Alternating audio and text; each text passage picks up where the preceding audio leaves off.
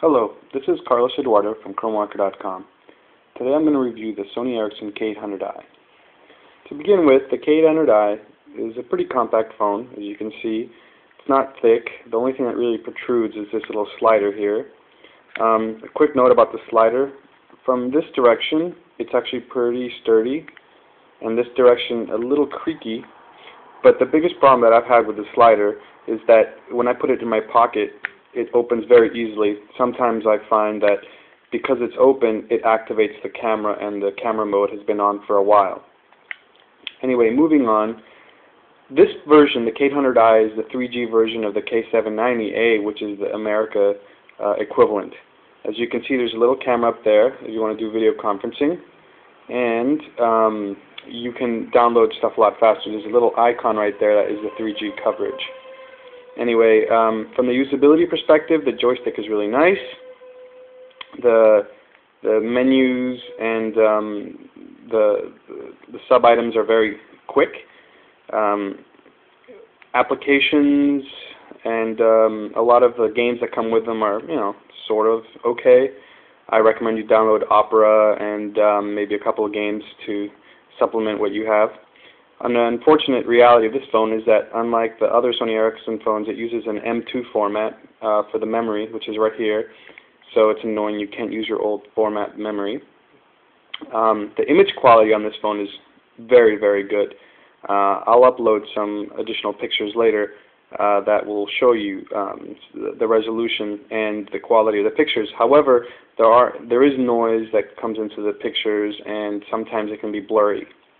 That aside, the keyboard, which is maybe the only gripe that I have, is a little squishy. It's not bad. It's not bad at all. But the other major complaint I have about this phone is that the Bluetooth reception. I have Bluetooth on right there right now. I have found that Bluetooth reception is not particularly great. When I separate it about, let's say, maybe that much from my actually no, probably a little bit more from my MacBook. Sometimes the MacBook won't even find it. When I use a Bluetooth headset, of course I can walk further, but I can notice a severe degradation, even though when other phones don't show that kind of behavior. However, it is Bluetooth 2.0, so it is pretty fast, and that's great when you're uploading or downloading pictures into the phone or games or anything else like that. The video quality of the phone itself is not great. It's a little choppy, and that's kind of annoying. So I wouldn't really rely on it for video. Let's see, other features. The internet, like I said, is pretty fast. The audio player is great, although not as good as the W810i's, which is more geared as an MP3 player. What I love is the email. The email client is excellent. Sony Ericsson has been putting out some good email clients, unlike the Nokia Series 40 phones, which are Java-based and kind of clumsy. These ones will show attachments, and it's pretty snappy.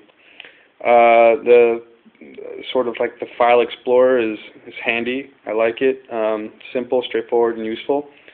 The address book is nicer than the W810i's because it lets you open the contact and see things such as the address and other things like notes and anything else.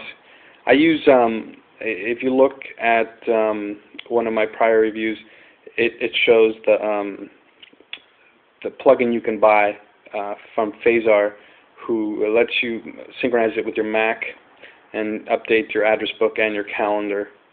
Other than that, I mean, the fun of this is the themes, the ringtones, and the games, all of which are beautifully rendered in this screen, which is very, very nice, and lets you make shortcuts here to games or anything else that you want to use. Anyway, this is Carlos Eduardo from ChromeWalker.com, and I recommend this K800i.